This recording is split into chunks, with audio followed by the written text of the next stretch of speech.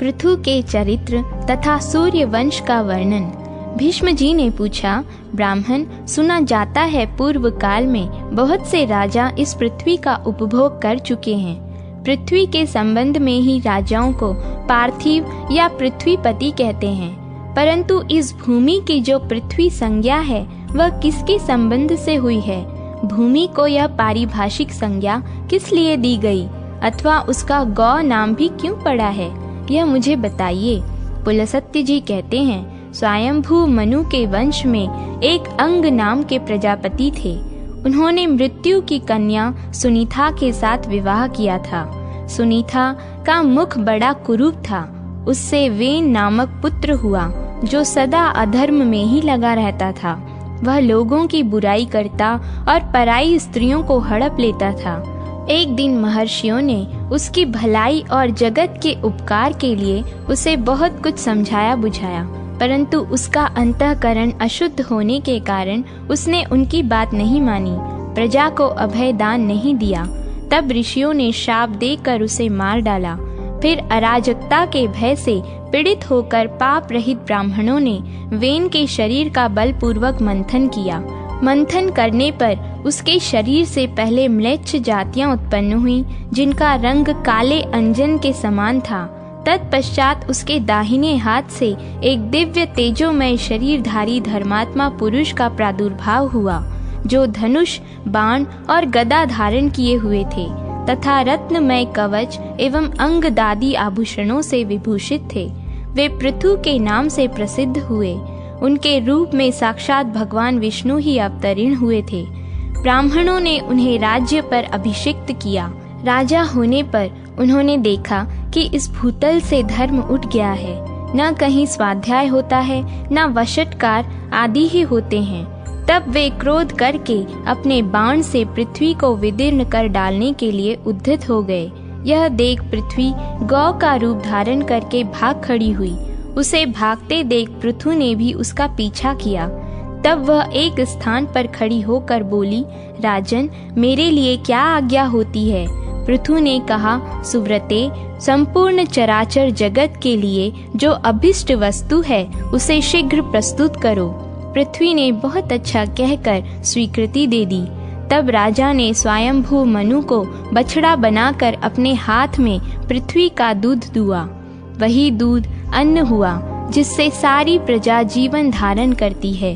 तत्पश्चात ऋषियों ने भी भूमि रूपिणी गौ का दोहन किया। उस समय चंद्रमा ही बछड़ा बने थे। दुहने वाले वनस्पति दुग्ध का पात्र था। वेद और तपस्या ही दूध थी। फिर देवताओं ने भी वसुधा को दूहा। उस समय मित्र देवता दोग्धा हुए, इंद्र बछड़ा बने तथा ओज और बल ही दूध के रूप में प्रकट हुआ। देवताओं का दोहन पात्र सुवर्ण का था और पितरों का चांदी का। पितरों की ओर से अंतक ने दुहने का काम किया। यमराज बछड़ा बने और स्वधा ही दूध के रूप में प्राप्त हुई। नागों ने तुम्बी को पात्र बनाया और तक्षक को बछड़ा। धृतराष्ट्र नाम के नाग ने दोग्धा बनकर विष रूपी दुग्ध का दोहन किया। असुरों ने लोहे के बर्तन में इस पृथ्वी से माया रूप दूध दूहा। उस समय प्रहलाद कुमार विरोचन बछड़ा बने थे और त्रिमूर्धा ने दुहने का काम किया था। यक्ष अंतर्ध्यान होने की विद्या प्राप्त करना चाहते थे, इसलिए उन्होंने कुबेर को बछड़ा बनाकर कच्चे बर्तन में उस अंतर्ध्यान विद्या को ही वसुधा से दुग्ध के रूप में दूहा। गंधर्वों और अप्सराओं ने चित्ररथ को बछड़ा बनाकर कमल के पत्ते में पृथ्वी से सुगंधों का दोहन किया। उनकी ओर से अथर्व वेद के पारगामी विद्वान सुरुचि ने भी दूध दुहने का कार्य किया था। इस प्रकार दूसरे लोगों ने भी अपनी अपनी रुचि के अनुसार पृथ्वी से आयु, धन और सुख का दोहन किया। पृथु के शासन काल में कोई भी मनुष्य न दरिद्र था, न रोगी, न निर्धन था, न पापी, तथा न कोई उपद्रव था, न ही कोई पीड़ा। सब सदा प्रसन्न रहते थे। किसी को दुख या शोक नहीं था। महाबली पृथु ने लोगों के हित की इच्छा से अपने धनुष की नोक से बड़े बड़े पर्वतों को उखाड़ कर हटा दिया और पृथ्वी को समतल बनाया। पृथु के राज्य में गांव बसाने या किले बनवाने आदि की आवश्यकता नहीं थी। किसी को शस्त्र धारण करने का कोई भी प्रयोजन नहीं था। मनुष्यों को विनाश एवं वैषम्य का दुख नहीं देखना पड़ता था। अर्थशास्त्र में किसी का आदर नहीं था। सब लोग धर्म में ही संलग्न रहते थे। इस प्रकार मैंने तुमसे पृथ्वी के दोहन पात्रों का वर्णन किया है तथा जैसा जैसा दूध दूहा गया था वह भी बता दिया है। राजा पृथु बड़े विज्ञ थे। जिनकी जैसी रुचि थी उसी के अनुसार उन्होंने सबको दूध प्रदान किया। यह प्रसंग यज्ञ और श्राद्ध सभी अवसरों पर सुनाने के योग्य है। इसे मैंने तुम्हें सुना दिया। यह भूमि धर्मात्मा पृथु की कन्या मानी गई है। इसी से विद्वान पुरुष पृथ्वी कहकर इसकी स्तुति करते हैं। भीष्म जी ने कहा, ब्राह्मण आप तत्व के ज्ञाता हैं। अब क्रमशः सूर्य वंश और चंद्र वंश का पूरा पूरा एवं यथार्थ वर्णन कीजिए।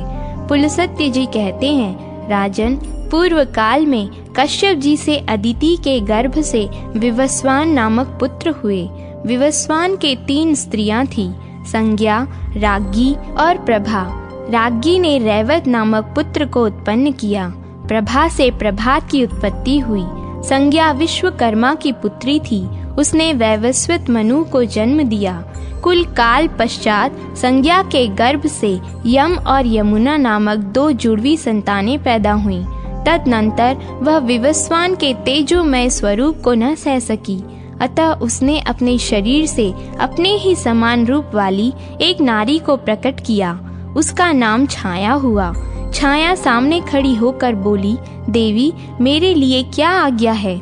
संज्ञा ने कहा, छाया तुम मेरे स्वामी की सेवा करो, साथ ही मेरे बच्चों का भी माता की भांति स्नेह पूर्वक पालन करना। तथास्तु कहकर छाया भगवान सूर्य के पास गई। वह उनसे अपनी कामना पूर्ण करना चाहती थी। सूर्य ने भी यह समझकर कि यह उत्तम व्रत का पालन करने वाली संज्ञा ही है, बड़े आदर के साथ उसकी कामना की। छाया ने सूर्य से सावर्ण मनु को उत्पन्न किया। उनका वर्ण भी वैवस्वत मनु के समान होने के कारण उनका नाम सावर्ण मनु पड़ गया। तत्पश्चात भगवान भास्कर ने छाया के गर्भ से क्रमशः शनैश्चर नामक पुत्र तथा तप्ती और विष्टि नाम की कन्याओं को जन्म दिया। एक समय महायशस्वी यमराज वैराग्य के कारण पुष्कर तीर्थ में गए और वहां फल, फेन और वायु का आहार करते हुए कठोर तपस्या करने लगे।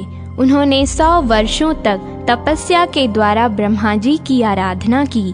उनके तप के प्रभाव से देवेश्वर ब्रह्मा जी संतुष्ट हो गए।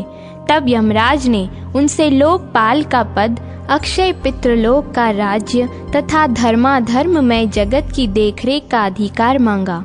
इस प्रकार उन्हें ब्रह्मा जी लोकपाल पदवी प्राप्त हुई। साथ ही उन्हें पितृलोक का राज्य और धर्माधर्म के निर्णय का अधिकार भी मिल गया। छाया के पुत्र शनैश्चर भी तप के प्रभाव से ग्रहों की समानता को प्राप्त हुए। यमुना और तप्ती ये दोनों सूर्य कन्याएं नदी हो गईं। विष्टि का स्वरूप बड़ा भयंकर था। वह काल रूप से स्थित हुई। वैवस्वत मनु के 10 महाबली पुत्र हुए। उन सब में इल ज्येष्ठ थे। शेष पुत्रों के नाम इस प्रकार हैं, इक्ष्वाकु, कुशनाभ, अरिष्ट, धृष्ट, नरिष्यंत, कुरुष, महाबली, शर्यार्थी, पृषध्र तथा नाभाग। ये सभी दिव्य मनुष्य थे। राजा मनु अपने ज्येष्ठ और धर्मात्मा पुत्र इल को राज्य पर अभिषिक्त करके स्वयं पुष्कर के तपोवन में तपस्या करने के लिए चले गए। तदनंतर उनकी तपस्या को सफल करने के लिए वरदाता ब्रह्मा जी आए और बोले, मनो तुम्हारा कल्याण हो, अपनी इच्छा के अनुसार वर मांगो। मनु ने कहा, स्वामीन आपकी कृपा से पृथ्वी के संपूर्ण राजा धर्मपरायण, ऐश्वर्यशाली तथा मेरे अधीन हो। तथास्तु कहकर देवेश्वर ब्रह्मा जी वहीं अंतर ध्यान हो गए। तदनंतर मनु अपनी राजधानी में आकर पूर्ववत रहने लगे। इसके बाद राजा इल अर्थ सिद्धि के लिए इस भूमंडल पर विचरने लगे। वे संपूर्ण द्वीपों में घूम घूम कर वहाँ के राजाओं को अपने वश में करते थे। एक दिन प्रतापी इल रथ में बैठकर भगवान शंकर के महान उपवन में गए, जो कल्प वृक्ष की लताओं से व्याप्त एवं शरवण के नाम से प्रसिद्ध था। उसमें देवादिदेव चंद्रार्ध शेखर भगवान शिव पार्वती के साथ क्रीड़ा करते थे। पूर्व काल में महादेव जी ने उमा के साथ शरवण के भीतर प्रतिज्ञा पूर्वक यह बात कही थी कि पुरुष नामधारी जो कोई भी जीव हमारे वन में आएगा, वह इस 10 योजन के घेरे में पैर रखते ही स्त्री रूप हो जाएगा। राजा इल इस प्रतिज्ञा को नहीं जानते थे, इसलिए शरवण में चले गए। वहां पहुंचने पर सहसा स्त्री हो गए तथा उनका घोड़ा भी उसी समय घोड़ी बन गया। राजा के जो जो पुरुषोचित अंग थे, वे सभी स्त्री के आकार में परिणत हो गए। इससे उन्हें बड़ा आश्चर्य हुआ। अब वे इला नाम की स्त्री थे। इला उस वन में घूमती हुई सोचने लगी, मेरे माता पिता और भ्राता कौन हैं? वह इसी उधेड़बुन में पड़ी थी। इतने में ही चंद्रमा के पुत्र बुध ने उसे देखा। सुंदरी इला का मन बुध के रूप पर मोहित हो गया। उधर बुध भी उसे देखकर काम पीड़ित हो गए और उसकी प्राप्ति के लिए यत्न करने लगे। उस समय बुध ब्रह्मचारी के वेश में थे। वे वन के बाहर पेड़ों के झुरमुट में छिपकर इला को बुलाने लगे। सुंदरी, यह सांझ का समय विहार की वेला है जो बीती जा रही है। आओ, मेरे घर को लीप पोत कर फूलों से सजा दो।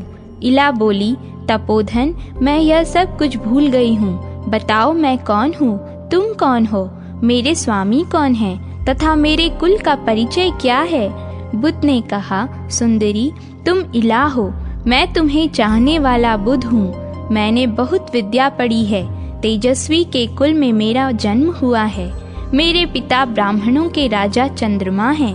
बुध की यह बात सुनकर इला ने उनके घर में प्रवेश किया। वह सब प्रकार के भोगों से संपन्न था और अपने वैभव से इंद्र भवन को मात कर रहा था। वहां रहकर इला बहुत समय तक बुध के साथ वन में रमण करती रही। उधर इल के भाई इक्ष्वाकु आदि मनु कुमार अपने राजा की खोज करते हुए उस शरवण के निकट आ पहुँचे। उन्होंने नाना प्रकार के स्त्रोतों से पार्वती और महादेव जी का स्तवन किया। तब वे दोनों प्रकट होकर बोले, राजकुमारों, मेरी यह प्रतिज्ञा तो टल नहीं सकती, किंतु इस समय एक उपाय हो सकता है। इक्ष्वाकु अश्वमेध यज्ञ करें और उसका फल हम दोनों को अर्पण कर दें। ऐसा करने से वीरवर इल किम पुरुष हो जाएंगे, इसमें तनिक भी संदेह की बात नहीं है। बहुत अच्छा प्रभु, यह कहकर मनु कुमार लौट आए। फिर इक्ष्वाकु ने अश्वमेध यज्ञ किया। इसमें इला किम पुरुष हो गई। वे 1 महीने पुरुष और 1 महीने स्त्री के रूप में रहने लगी। बुध के भवन में रहते समय इल ने गर्भ धारण किया था। उस गर्भ से उन्होंने अनेक गुणों से युक्त पुत्र को जन्म दिया। उस पुत्र को उत्पन्न करके बुध स्वर्ग लोक को चले गए। वह प्रदेश इल के नाम पर इलावृत वर्ष के नाम से प्रसिद्ध हुआ। एल चंद्रमा के वंशज तथा चंद्र वंश का विस्तार करने वाले राजा हुए। इस प्रकार इला कुमार पुरुरवा चंद्र वंश की तथा राजा इक्ष्वाकु सूर्य वंश की वृद्धि करने वाले बताए गए हैं। इल किम पुरुष अवस्था में सुधुम्न भी कहलाते थे। तदनंतर सुधुम्न से 3 पुत्र और हुए, जो किसी से परास्त होने वाले नहीं थे। उनके नाम उत्कल, गय तथा हरिताश्व थे। हरिताश्व बड़े पराक्रमी थे। उत्कल की राजधानी उत्कला हुई और गय की राजधानी गया मानी गई है। इसी प्रकार हरिताश्व को कुरु प्रदेश के साथ ही साथ दक्षिण दिशा का राज्य दिया गया। सुधुम्न अपने पुत्र पुरुरवा को प्रतिष्ठानपुर के राज्य पर अभिषिक्त करके स्वयं दिव्य वर्ष के फलों का उपभोग करने के लिए इलावृत वर्ष में चले गए। सुधुम्न के बाद इक्ष्वाकु ही मनु के सबसे बड़े पुत्र थे। उन्हें मध्य प्रदेश का राज्य प्राप्त हुआ। इक्ष्वाकु के 100 पुत्रों में 15 श्रेष्ठ थे। वे मेरु के उत्तरीय प्रदेश में राजा हुए। उनके सिवा 114 पुत्र और हुए, जो मेरु के दक्षिणवर्ती देशों के राजा बताए गए हैं। इक्ष्वाकु के ज्येष्ठ पुत्र ककुस्थ नामक पुत्र हुआ। ककुस्थ का पुत्र सुयोधन था। सुयोधन का पुत्र पृथु और पृथु का विश्वावसु हुआ। उसका पुत्र आर्द्र तथा आर्द्र का पुत्र युवनाश्व हुआ। युवनाश्व का पुत्र महापराक्रमी शावस्त हुआ, जिसने अंग देश में श्रावस्ती नाम की पुरी बसाई। श्रावस्त से बृहदश्व और बृहदश्व से कुवलाश्व का जन्म हुआ। कुवलाश्व धुंधु नामक दैत्य का विनाश करके धुंधुमार के नाम से विख्यात हुए। उनके 3 पुत्र हुए, दृढ़ाश्व, दंड तथा कपिलाश्व। धुंधुमार के पुत्रों में प्रतापी कपिलाश्व अधिक प्रसिद्ध थे। दृढ़ाश्व का प्रमोद और प्रमोद का पुत्र हर्यश्व, हर्यश्व से निकुंभ तथा निकुंभ से संहताश्व का जन्म हुआ। संहताश्व के 2 पुत्र हुए, अकृताश्व तथा रणाश्व। रणाश्व के पुत्र युवनाश्व और युवनाश्व के मानधाता थे। मानधाता के 3 पुत्र हुए, पुरुकुत्स, धर्मसेतु तथा मुचुकुंद। इसमें मुचुकुंद की ख्याति विशेष थी। वे इंद्र के मित्र और प्रतापी राजा थे। पुरुकुत्स का पुत्र संभूत था, जिसका विवाह नर्मदा के साथ हुआ था। संभूत से संभूति और संभूति से त्रिधन्वा का जन्म हुआ। त्रिधन्वा का पुत्र त्रैधारु नाम से विख्यात हुआ। उसके पुत्र का नाम सत्यव्रत था। उससे सत्यरथ का जन्म हुआ। सत्यरथ के पुत्र हरिश्चंद्र थे। हरिश्चंद्र से रोहित हुआ। रोहित से वृक और वृक से बाहु की उत्पत्ति हुई। बाहु के पुत्र परम धर्मात्मा राजा सगर हुए। सगर की 2 स्त्रियां थीं, प्रभा और भानुमति। इन दोनों ने पुत्र की इच्छा से और्व नाम की अग्नि की आराधना की। इससे संतुष्ट होकर औवर्ण ने उन दोनों को इच्छा अनुसार वरदान देते हुए कहा, एक रानी 60,000 पुत्र पा सकती है और दूसरी को एक ही पुत्र मिलेगा, जो वंश की रक्षा करने वाला होगा। इन दोनों वरों में से जिसको जो पसंद आए वह उसे ले ले। प्रभा ने बहुत से पुत्रों को लेना स्वीकार किया तथा भानुमति को एक ही पुत्र असमंजस की प्राप्ति हुई। तदनंतर प्रभा ने, जो यदुकुल की कन्या थी, 60,000 पुत्रों को उत्पन्न किया, जो अश्व की खोज के लिए पृथ्वी को खोदते समय भगवान विष्णु के अवतार महात्मा कपिल के कोप से दग्ध हो गए। असमंजस का पुत्र अंशुमान के नाम से विख्यात हुआ। उसका पुत्र दिलीप था। दिलीप से भागीरथ का जन्म हुआ, जिन्होंने तपस्या करके भागीरथ गंगा को इस पृथ्वी पर उतारा था। भागीरथ के पुत्र का नाम नाभाग हुआ। नाभाग के अम्बरीश और अम्बरीश के पुत्र सिंधु द्वीप हुए। सिंधु द्वीप से अयुतायु और अयुतायु से ऋतुपर्ण का जन्म हुआ। ऋतुपर्ण से कल्माशपाद और कल्माशपाद से सर्वकर्मा की उत्पत्ति हुई। सर्वकर्मा का आरण्य और आरण्य का पुत्र निघ्न हुआ। निघ्न के 2 उत्तम पुत्र हुए, अनुमित्र और रघु। अनुमित्र शत्रुओं का नाश करने के लिए वन में चला गया। रघु से दिलीप और दिलीप से अज हुए। अज से दीर्घबाहु और दीर्घबाहु से प्रजापाल की उत्पत्ति हुई। प्रजापाल से दशरथ का जन्म हुआ। उनके 4 पुत्र हुए। वे सब के सब भगवान नारायण के स्वरूप थे।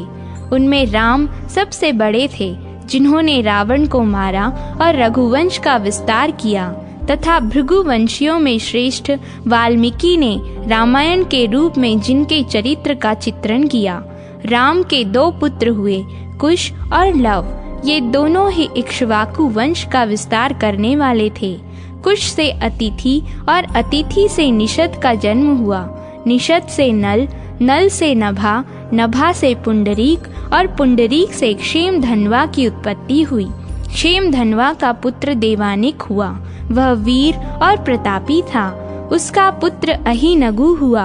अहिनगु से सहस्त्राश्व का जन्म हुआ। सहस्त्राश्व से चंद्रावलोक, चंद्रावलोक से तारापीड़, तारापीड़ से चंद्रगिरी, चंद्रगिरी से चंद्र तथा चंद्र से श्रुतायु हुए, जो महाभारत युद्ध में मारे गए।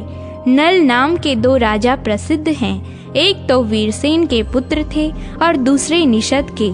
इस प्रकार इक्ष्वाकु वंश के प्रधान राजाओं का वर्णन किया गया। पितरों तथा श्राद्ध के विभिन्न अंगों का वर्णन। भीष्म जी ने कहा, भगवान, अब मैं पितरों के उत्तम वंश का वर्णन सुनना चाहता हूँ। पुलस्त्य जी बोले, राजन, बड़े हर्ष की बात है। मैं तुम्हें आरंभ से ही पितरों के वंश का वर्णन सुनाता हूँ। सुनो। स्वर्ग में पितरों के 7 गण हैं। उनमें 3 तो मूर्ति रहित हैं और 4 मूर्तिमान। ये सब के सब अमित तेजस्वी हैं। इनमें जो मूर्ति रहित पितृगण हैं, वे वैराज प्रजापति की संतान हैं, अतः वैराज नाम से प्रसिद्ध हैं। देवगण उनका यजन करते हैं। अब पितरों की लोक सृष्टि का वर्णन करता हूँ, श्रवण करो। सोमपत नाम से प्रसिद्ध कुछ लोक हैं, जहाँ कश्यप के पुत्र पितृगण निवास करते हैं। देवता लोग सदा उनका सम्मान किया करते हैं। अग्निश्वात नाम से प्रसिद्ध यज्वा पितृगण उन्हीं लोकों में निवास करते हैं। स्वर्ग में विभ्राज नाम के जो दूसरे तेजस्वी लोक हैं, उनमें बृहस्पति संज्ञक पितृगण निवास करते हैं। वहाँ मोरों से जुते हुए हजारों विमान हैं तथा संकल्पमय वृक्ष भी हैं, जो संकल्प के अनुसार फल प्रदान करने वाले हैं। जो लोग इस लोक में अपने पितरों के लिए श्राद्ध करते हैं, वे उन विभ्राज नाम के लोकों में जाकर समृद्धिशाली भवनों में आनंद भोगते हैं। वहाँ मेरे सैकड़ों पुत्र विद्यमान रहते हैं, जो तपस्या और योग बल से संपन्न महात्मा, महान सौभाग्यशाली और भक्तों को अभयदान देने वाले हैं। मार्तंड मंडल नामक लोक में मरीचि गर्भ नाम के पितृगण निवास करते हैं। वे अंगिरा मुनि के पुत्र हैं और लोक में हविष्मान नाम से विख्यात हैं। वे राजाओं के पितर हैं और स्वर्ग तथा मोक्ष रूप फल प्रदान करने वाले हैं।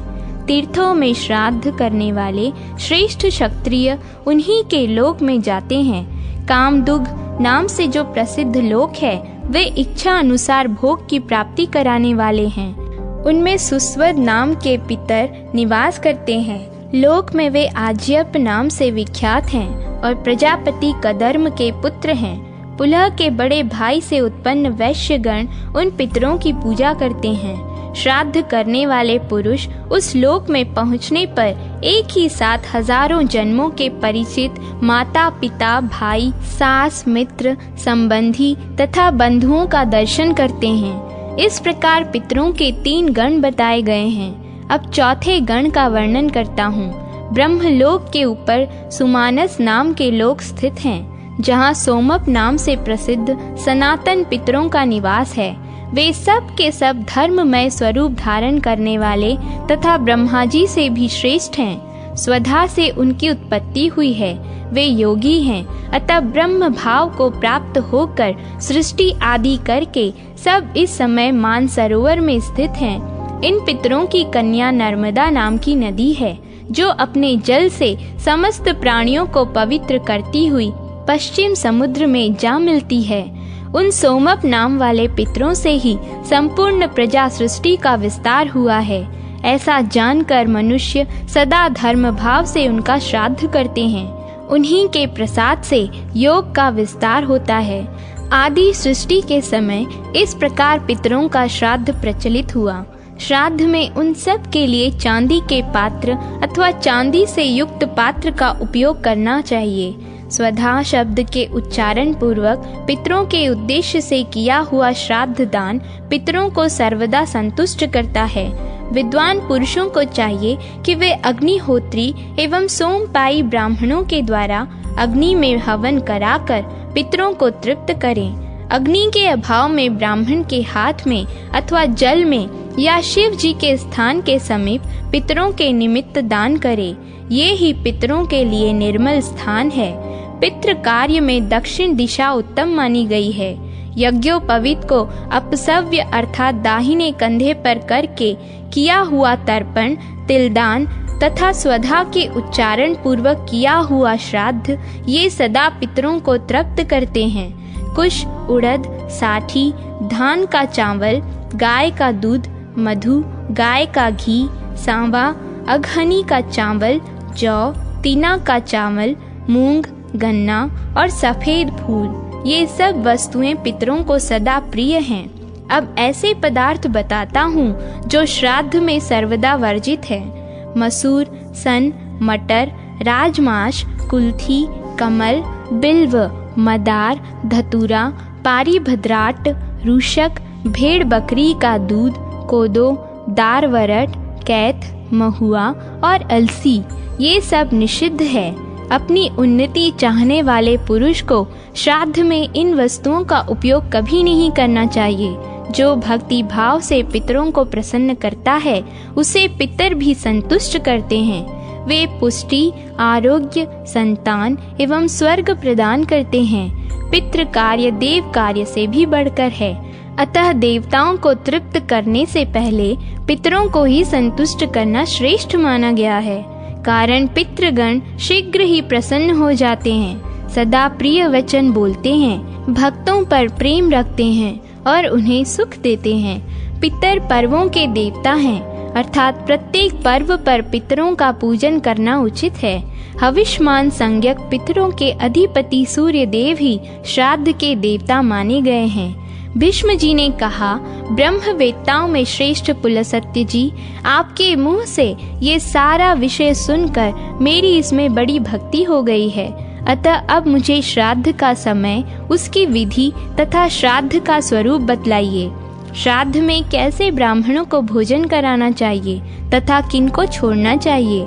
श्राद्ध में दिया हुआ अन्न पितरों के पास कैसे पहुंचता है?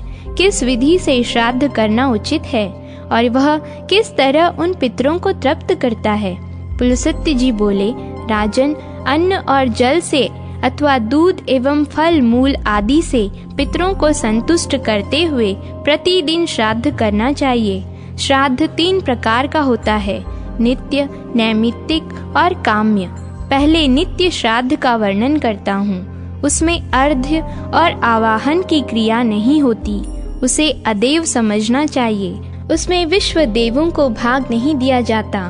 पर्व के दिन जो श्राद्ध किया जाता है उसे पावर्ण कहते हैं। पावर्ण श्राद्ध में जो ब्राह्मण निमंत्रित करने योग्य हैं उनका वर्णन करता हूँ, सुनो। जो पाच्याग्नि का सेवन करने वाला, स्नातक, त्रिसोपर्ण, वेद के व्याकरण आदि 6 अंगों का ज्ञाता, क्षत्रिय का पुत्र, वेद के विधि वाक्यों का विशेषज्ञ, सर्वज्ञ, वेद का स्वाध्यायी, मंत्र जपने वाला, ज्ञानवान, त्रिणाचिकेत, त्रिमधु, अन्य शास्त्रों में भी परिनिष्ठित, पुराणों का विद्वान, स्वाध्यायशील, ब्राह्मण भक्त, पिता की सेवा करने वाला, सूर्य देवता का भक्त, वैष्णव, ब्रह्मवेत्ता, योग शास्त्र का ज्ञाता, शांत, आत्मज्ञ, अत्यंत शीलवान तथा शिव भक्ति परायण हो, ऐसा ब्राह्मण श्राद्ध में निमंत्रण पाने का अधिकारी है। ऐसे ब्राह्मणों को यत्न पूर्वक श्राद्ध में भोजन कराना चाहिए। अब जो लोग श्राद्ध में वर्जनीय हैं उनका वर्णन सुनो। पतित का पुत्र, नपुंसक, चुगलखोर और अत्यंत रोगी, ये सब श्राद्ध के समय धर्मज्ञ पुरुषों द्वारा त्याग देने योग्य हैं। श्राद्ध के पहले दिन अथवा श्राद्ध के ही दिन विनयशील ब्राह्मणों को निमंत्रित करें। निमंत्रण दिए हुए ब्राह्मणों के शरीर में पितरों का आवेश हो जाता है। वे वायु रूप से उनके भीतर प्रवेश करते हैं और ब्राह्मणों के बैठने पर स्वयं भी उनके साथ बैठे रहते हैं। किसी ऐसे स्थान को जो दक्षिण दिशा की ओर नीचा हो, गोबर से लीपकर वहां श्राद्ध आरंभ करें। गौशाला में या जल के समीप श्राद्ध करें। आहिताग्नि पुरुष पितरों के लिए चरु बनाए और यह कहकर कि इससे पितरों का श्राद्ध करूंगा, वह सब दक्षिण दिशा में रख दे। तदनंतर उसमें घृत और मधु आदि मिलाकर अपने सामने की ओर 3 निर्वाप स्थान बनाए। उसकी लंबाई 1 बित्ता और चौड़ाई 4 अंगुली की होनी चाहिए। साथ ही खैर की 3 दरवी बनवाए जो चिकनी हो, जिसमें चांदी का संसर्ग हो। उसकी लंबाई 1-1 रत्नी की और आकार हाथ के समान सुंदर होना उचित है। जलपात्र, कांस्य पात्र, प्रोक्षण, समीधा, कुश, तिल पात्र, उत्तम वस्त्र, गंध, धूप, चंदन, ये सब वस्तुएं धीरे धीरे दक्षिण दिशा में रखें। उस समय जनेऊ दाहिने कंधे पर होना चाहिए। इस प्रकार सब सामान एकत्रित करके घर के पूर्व गोबर से लिपी हुई पृथ्वी पर गोमूत्र मंडल बनवाए और अक्षत तथा फूल सहित जल लेकर तथा जनेऊ को क्रमशः बाईं और दाहिने कंधे पर छोड़कर ब्राह्मणों के पैर धोए तथा बारंबार उन्हें प्रणाम करे। तदनंतर विधि पूर्वक आचमन कराकर उन्हें बिछाए हुए दर्भ युक्त आसनों पर बिठाएं और उनसे मंत्रोच्चारण कराएं। सामर्थ्यशाली पुरुष भी देव कार्य में 2 और पितृ कार्य में 3 ब्राह्मणों को ही भोजन कराए अथवा दोनों श्राद्धों में 1-1 ब्राह्मण को ही जिमाए। विद्वान पुरुष को श्राद्ध में अधिक विस्तार नहीं करना चाहिए। पहले विश्वेदेव संबंधी और फिर पितृ संबंधी विद्वान ब्राह्मणों को अर्घ्य आदि से विधिवत पूजा करे तथा उनकी आज्ञा लेकर अग्नि में यथा विधि हवन करे। विद्वान पुरुष गृह सूत्र में बताई हुई विधि के अनुसार घृत युक्त चरु का अग्नि और सोम की तृप्ति के उद्देश्य से समय पर हवन करे। इस प्रकार देवताओं की तृप्ति करके वह श्राद्ध करता श्रेष्ठ ब्राह्मण साक्षात अग्नि का स्वरूप माना जाता है। देवता के उद्देश्य से किया जाने वाला हवन आदि प्रत्येक कार्य जनेऊ को बाएं कंधे पर रखकर ही करना चाहिए। तत्पश्चात पितरों के निमित्त करने योग्य पर्युक्षण आदि सारा कार्य विज्ञ पुरुष को जनेऊ को दाएं कंधे पर करके अपसव्य भाव से करना उचित है। हवन तथा विश्वे देवों को अर्पण करने से बचे हुए अन्न को लेकर उसके कई पिंड बनाएं और 1-1 पिंड को दाहिने हाथ में लेकर तिल और जल के साथ उसका दान करना चाहिए। संकल्प के समय जल पात्र में रखे हुए जल को बाएं हाथ की सहायता से दाएं हाथ में डाल लेना चाहिए। श्राद्ध काल में पूर्ण प्रयत्न के साथ अपने मन और इंद्रियों को काबू में रखें और मात्सर्य का त्याग कर दें। पिंडदान की विधि इस प्रकार है।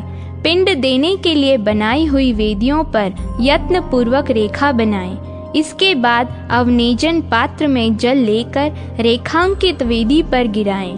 फिर दक्षिणाभिमुख होकर वेदी पर कुश बिछाएं और 1-1 करके सब पिंडों को क्रमशः उन कुशों पर रखें।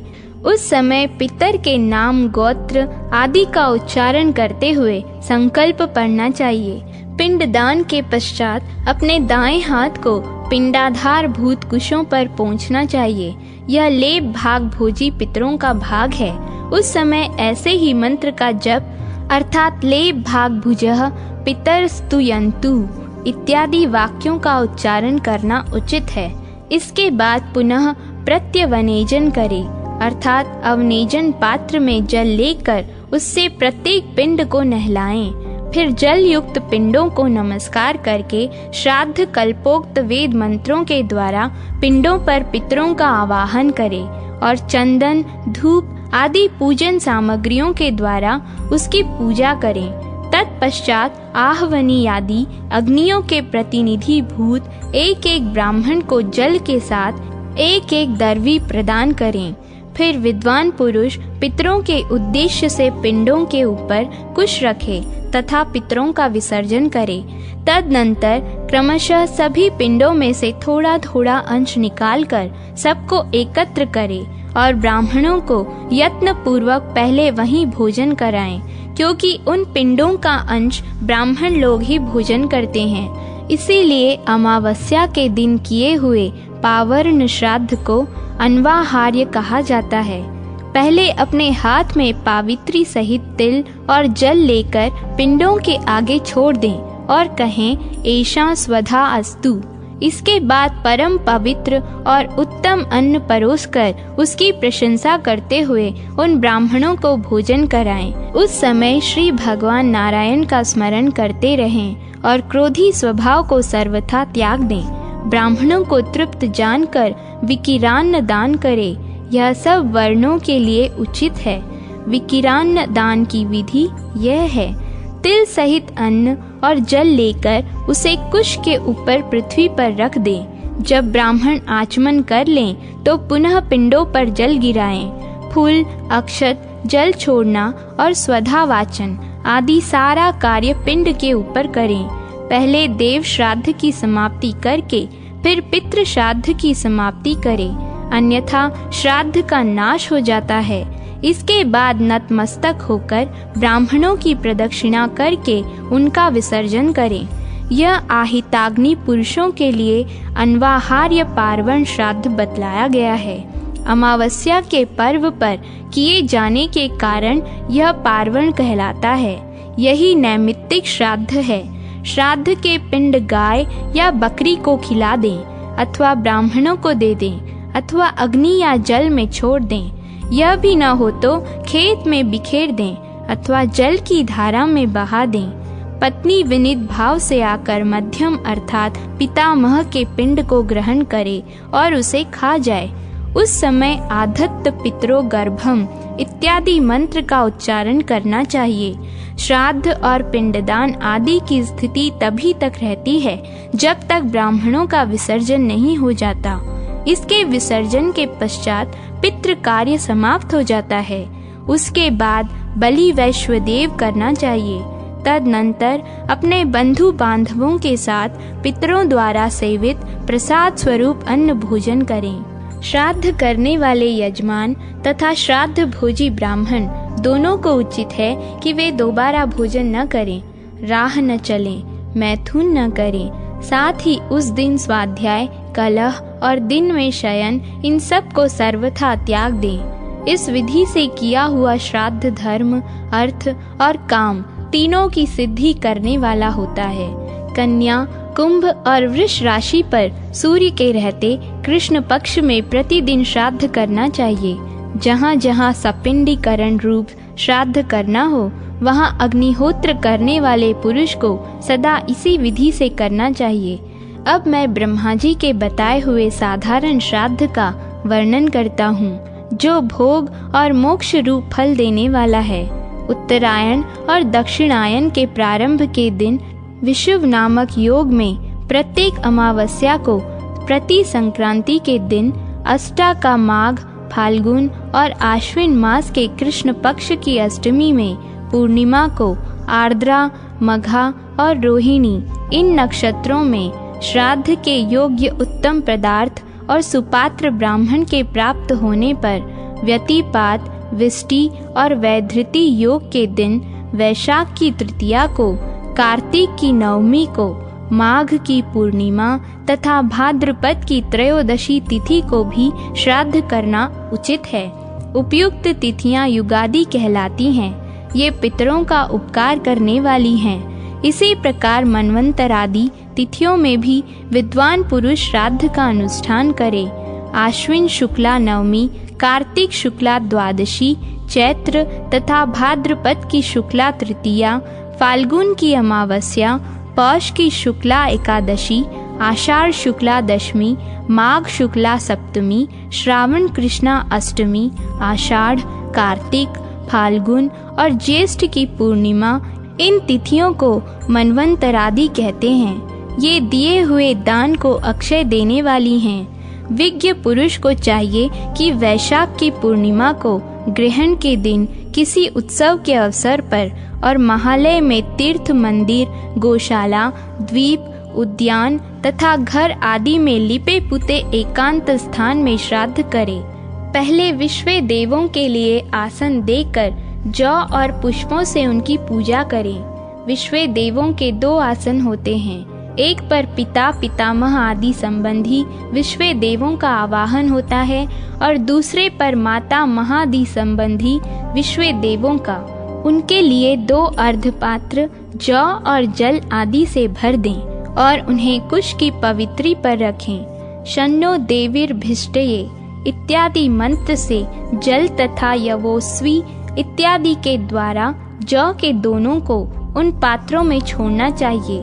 फिर गंध, पुष्प आदि से पूजा करके वहां विश्व देवों की स्थापना करें और विश्व देवास इत्यादि 2 मंत्रों से विश्व देवों का आवाहन करके उनके ऊपर जौ छोड़ें। जौ छोड़ते समय इस प्रकार कहें, जौ तुम सब अन्नों के राजा हो, तुम्हारे देवता वरुण हैं। वरुण से ही तुम्हारी उत्पत्ति हुई है। तुम्हारे अंदर मधु का मेल है। तुम संपूर्ण पापों को दूर करने वाले पवित्र एवं मुनियों द्वारा प्रशंसित अन्न हो। फिर अर्धपात्र को चंदन और फूलों से सजाकर या दिव्या आपह इस मंत्र को पढ़ते हुए विश्व देवों को अर्घ्य दे। इसके बाद उनकी पूजा करके गंध आदि निवेदन कर पितृ यज्ञ आरंभ करें। पहले पिता आदि के लिए कुश के 3 आसनों की कल्पना करके फिर 3 अर्घ्य पात्रों का पूजन करें। उन्हें पुष्प आदि से सजाएं। प्रत्येक अर्धपात्र को कुश की पवित्री से युक्त करके शन्नो देवीर्भिष्टये इस मंत्र से सब में जल छोड़ें। फिर तिलो सी सोम देवत्वो इस मंत्र से तिल छोड़कर चंदन और पुष्प आदि भी छोड़ें। अर्घ्य पात्र पीपल आदि की लकड़ी का, पत्ते का या चांदी का बनवाएं अथवा समुद्र से निकले हुए शंख आदि से अर्घ्य पात्र का काम लें। सोने, चांदी और तांबे का पात्र पितरों को अभिष्ट होता है।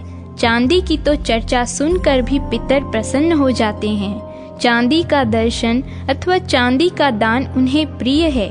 यदि चांदी के बने हुए अथवा चांदी से युक्त पात्र में जल भी रखकर पितरों को श्रद्धा पूर्वक दिया जाए तो वह अक्षय हो जाता है। इसीलिए पितरों के पिंडों पर अर्घ्य चढ़ाने के लिए चांदी का ही पात्र उत्तम माना गया है। चांदी भगवान श्री शंकर के नेत्र से प्रकट हुई है, इसीलिए वह पितरों को अधिक प्रिय है। इस प्रकार उपयुक्त वस्तुओं से जो सुलभ हो उसके अर्घ्य पात्र बनाकर उन्हें ऊपर बताए अनुसार जल, तिल और गंध पुष्प आदि से सुसज्जित करें। तत्पश्चात या दिव्या आपह इस मंत्र को पढ़कर पिता के नाम और गोत्र का आदि का उच्चारण करके अपने हाथ में कुश ले लें। फिर इस प्रकार कहें, पितरन आवाहयिष्यामि, पितरों का आवाहन करूंगा।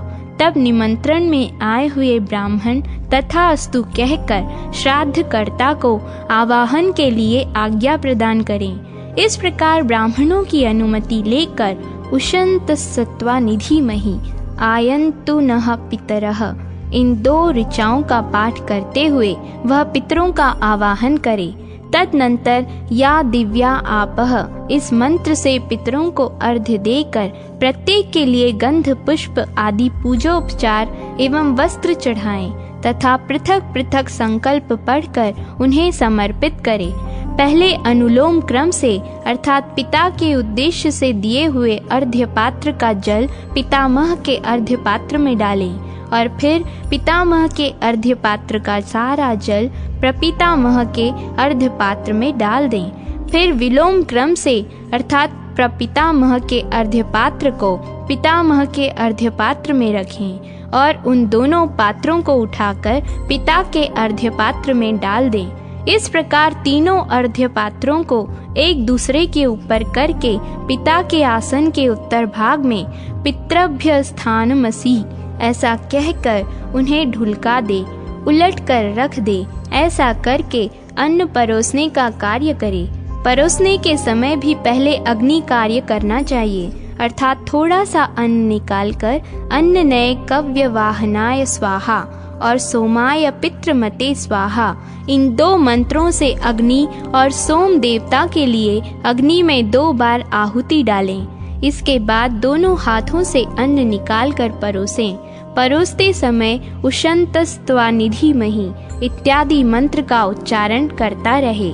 उत्तम गुणकारी शाक आदि तथा नाना प्रकार के भक्ष्य पदार्थों के साथ दही, दूध, गौ का घृत और शक्कर आदि से युक्त अन्न पितरों के लिए तृप्तिकारक होता है। मधु मिलाकर तैयार किया हुआ कोई भी पदार्थ तथा गाय का दूध और घी मिलाई हुई खीर आदि पितरों के लिए दी जाए तो वह अक्षय होती है। ऐसा आदि देवता पितरों ने स्वयं अपने ही मुख से कहा है। इस प्रकार अन्न परोसकर पितृ संबंधी ऋचाओं का पाठ सुनाएं। इसके सिवा सभी तरह के पुराण, ब्रह्मा, विष्णु, सूर्य और रुद्र संबंधी भांति भांति के स्तोत्र, इंद्र, रुद्र और सोम देवता के सूक्त, पावमानी ऋचाएं, बृहदथंत्र, ज्येष्ठ साम का गौरव गान, शांति का अध्याय, मधु ब्राह्मण, मंडल ब्राह्मण तथा और भी जो कुछ ब्राह्मणों को तथा अपने प्रिय को लगे वह सब सुनाना चाहिए। महाभारत का पाठ भी करना चाहिए, क्योंकि वह पितरों को अत्यंत प्रिय है।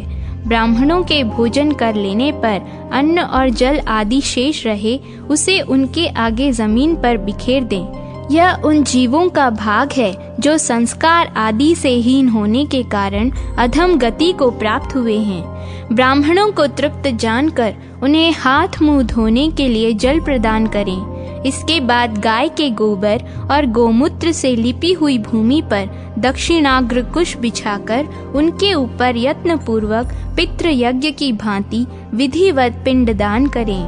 पिंडदान के पहले पितरों के नाम गोत्र का उच्चारण करके उन्हें अवनेजन के लिए जल देना चाहिए। फिर पिंड देने के बाद पिंडों पर प्रत्यवनेजन का जल गिराकर उन पर पुष्प आदि चढ़ाना चाहिए। सव्याप सव्य का विचार करके प्रत्येक कार्य का संपादन करना उचित है। पिता के श्राद्ध की भांति माता का श्राद्ध भी हाथ में कुश लेकर विधिवत संपन्न करें। दीप जलाएं, पुष्प आदि से पूजा करें।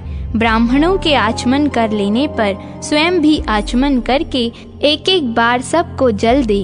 फिर फूल और अक्षत देकर तिल सहित अक्षयोदक दान करें। फिर नाम और गोत्र का उच्चारण करते हुए शक्ति के अनुसार दक्षिणा दें। गौ, भूमि, सोना, वस्त्र और अच्छे अच्छे बिछौने दें। कृपणता छोड़कर पितरों की प्रसन्नता का संपादन करते हुए जो जो वस्तु ब्राह्मणों को, अपने को तथा पिता को भी प्रिय हो वही वही वस्तु दान करें। तत्पश्चात स्वधा वाचन करके विश्व देवों को जल अर्पण करें और ब्राह्मणों से आशीर्वाद लें। विद्वान पुरुष पूर्वाभिमुख होकर कहे, अघोराः पितरः सन्तु। यजमान के ऐसा कहने पर ब्राह्मण लोग तथा संतु तुम्हारे पितर ऐसे ही हों ऐसा कहकर अनुमोदन करें। फिर श्राद्धकर्ता कहे, गोत्रम नो वर्धताम। यह सुनकर ब्राह्मणों को तथास्तु इस प्रकार उत्तर देना चाहिए। फिर यजमान कहे, दातारो में भी वर्धनताम। वेदाः संततिरेव च एताः सत्या आशीषः सन्तु। यह सुनकर ब्राह्मण कहें, संतु सत्या आशीषः। इसके बाद भक्ति पूर्वक पिंडों को उठाकर सूंघें और स्वस्ति वाचन करें। फिर भाई बंधु और स्त्री पुत्र के साथ प्रदक्षिणा करके 8 पग चले। तदनंतर लौटकर प्रणाम करें। इस प्रकार श्राद्ध की विधि पूरी करके मंत्रवेत्ता पुरुष अग्नि प्रज्वलित करने के पश्चात बलिवेश्वर देव तथा नैतिक बलि अर्पण करे। तदनंतर भृत्य, पुत्र, बांधव तथा अतिथियों के साथ बैठकर वही अन्न भोजन करे जो पितरों को अर्पण किया गया हो। जिसका यज्ञोपवीत नहीं हुआ है ऐसा पुरुष भी इस श्राद्ध को प्रत्येक पर्व पर कर सकता है। इसे साधारण श्राद्ध कहते हैं। यह संपूर्ण कामनाओं को पूर्ण करने वाला है। राजन, स्त्री रहित या विदेश स्थित मनुष्य भी भक्ति पूर्ण हृदय से इस श्राद्ध का अनुष्ठान करने का अधिकारी है। यही नहीं, शूद्र भी इसी विधि से श्राद्ध कर सकता है। अनंतर इतना ही है कि वह वेद मंत्रों का उच्चारण नहीं कर सकता। तीसरा अर्थात काम्य श्राद्ध अभ्युदयिक है। इसे वृद्धि श्राद्ध भी कहते हैं। उत्सव और आनंद के अवसर पर, संस्कार के समय, यज्ञ में तथा विवाह आदि मांगलिक कार्यों में यह श्राद्ध किया जाता है। इससे पहले माताओं की अर्थात माता, पितामही और प्रपितामही की पूजा होती है। इनके बाद पितरों, पिता, पितामह और प्रपितामह का पूजन किया जाता है। अंत में मातामह आदि की पूजा होती है। अन्य श्राद्धों की भांति इसमें भी विश्व देवों की पूजा आवश्यक है। दक्षिणावर्तक क्रम से पूजोपचार चढ़ाना चाहिए। आभ्युदयिक श्राद्ध में दही, अक्षत, फल और जल से ही पूर्वाभिमुख होकर पितरों को पिंडदान दिया जाता है। संपन्नम का उच्चारण करके अर्ध और पिंडदान देना चाहिए। इसमें युगल ब्राह्मणों को अर्घ्य दान दे तथा युगल ब्राह्मणों की ही वस्त्र और सुवर्ण आदि के द्वारा पूजा करे। तिल का काम जौ से लेना चाहिए तथा सारा कार्य पूर्ववत करना चाहिए। श्रेष्ठ ब्राह्मणों के द्वारा सब प्रकार के मंगल पाठ कराएं। इस प्रकार शूद्र भी करा सकता है। यह वृद्धि श्राद्ध सबके लिए सामान्य है। बुद्धिमान शूद्र पित्रे नमः इत्यादि नमस्कार मंत्र के द्वारा ही दान आदि करे। भगवान का कथन है कि शूद्र के लिए दान ही प्रधान है, क्योंकि दान से उसकी समस्त कामनाएं पूर्ण हो जाती हैं।